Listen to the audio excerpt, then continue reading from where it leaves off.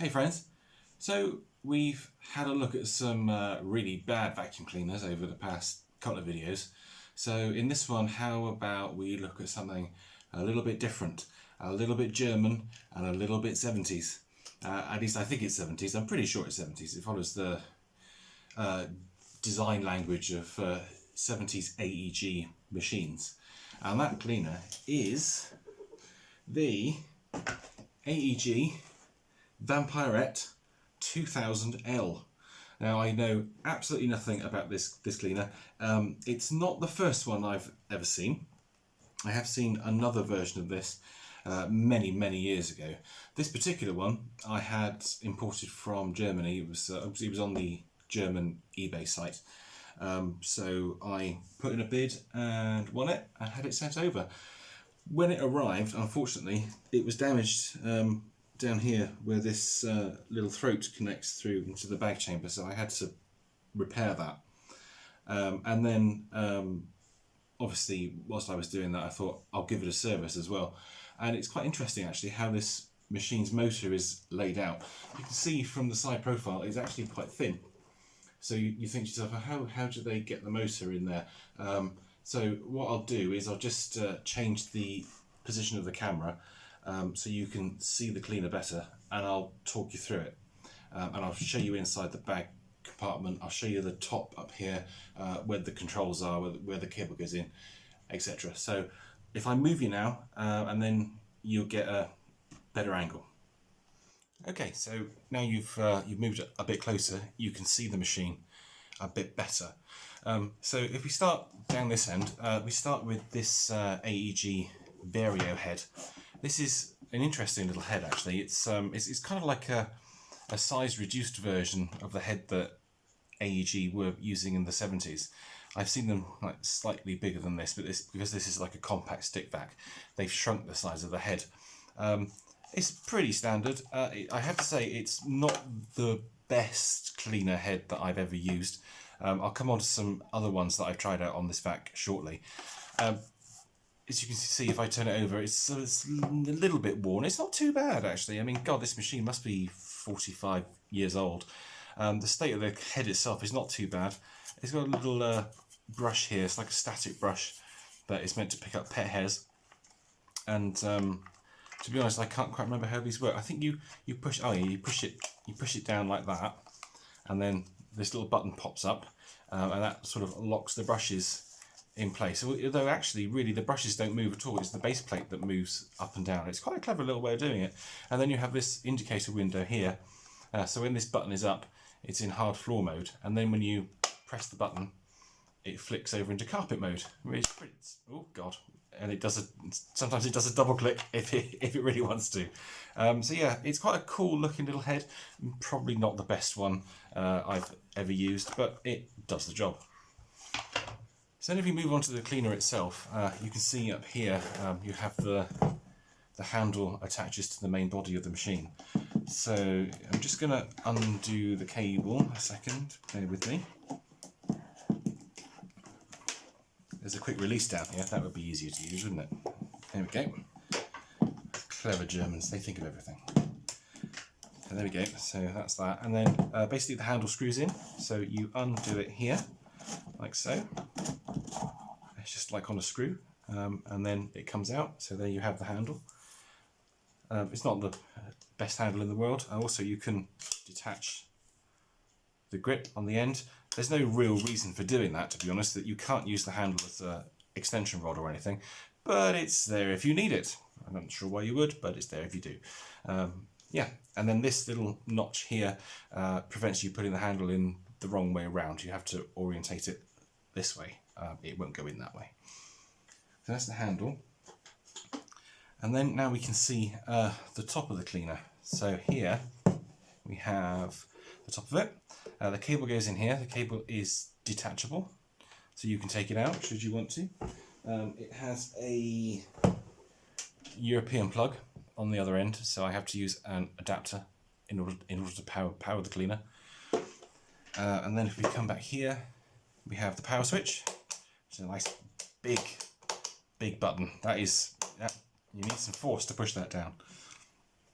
this here is a socket for a power head.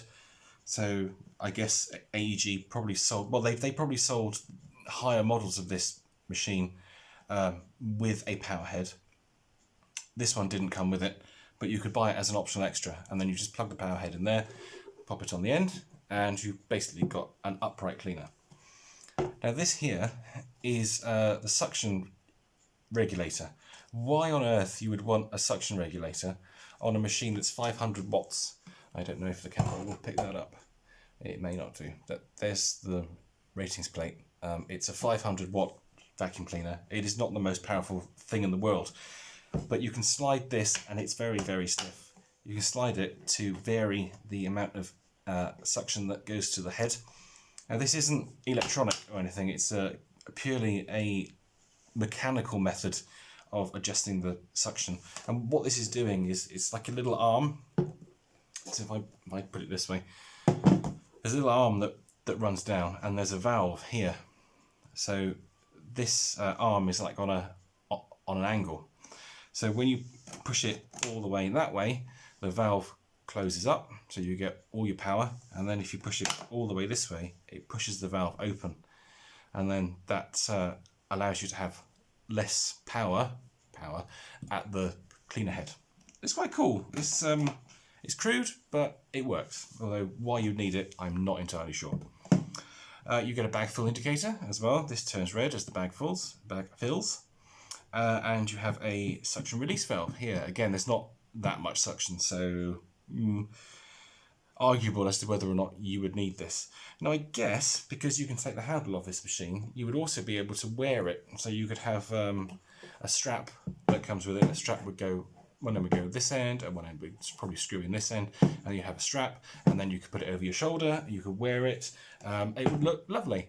I have got a picture somewhere of, it's an orange one of these actually. It's an orange machine that a friend of mine owns. And he has the whole kit. He's got the hose, the small tools and everything, and also the carry strap. And I'm pretty sure, if I remember correctly, you screw one end in here and you pop the other end over the suction inlet. So we take this bag cover off. There's the other side of the bag cover with the bag fill indicator and release valve. You have this tiny, cute little dust bag. It's really just this tiny little bag here. It's really funny. I'm guessing there should be a filter in here. There isn't in this one, but that's where the air goes, up there. And you have this tiny little bag. So the bag comes out like that, and there you can see the inside of the bag compartment. And then you have like a little plastic cover, and then that comes off, and then you have a little cloth bag that collects all your dirt. And that is the only filtration in this machine. There are a couple of inboard filters under the grills, but they aren't user serviceable. You can't get to them. So this is it, basically. This is what you get. You get your little dust bag, nothing else. So that pops back on there. It seals with a little rubber seal here. And then you pop your lid back on and you're ready to go. I think that's on right. Now, what is quite interesting about this cleaner, it's, as I said earlier, it's really, really thin. So how is the motor laid out? Well, these two ridges are a massive clue to how they built this machine. It's a twin fan cleaner, which is interesting in and of itself. Something this size you wouldn't expect it to be. But the two motor fans are at either end of the motor. So the motor is here. It's not very big at all. The motor's here. The armature runs along here. There's one fan here and one fan here. So the air comes in into the bag, down through that channel that I showed you, around this side, in through the first fan, over the motor, out through the second fan, and is then exhausted through a channel up to this grill here. It's really quite clever, and it copies the format that AEG and Krups used back in the 70s, where they would have these central motors with a fan either end. Now, there is a downside to this because you can't have air channeling ducts. On a normal motor, where the fans are in like a sandwich, you would have one fan, then you'd have a channeling duct, then you'd have another fan, and another final channeling duct. And what those channeling ducts do is they focus the airflow and make the airflow more efficient. So you don't have this in this setup.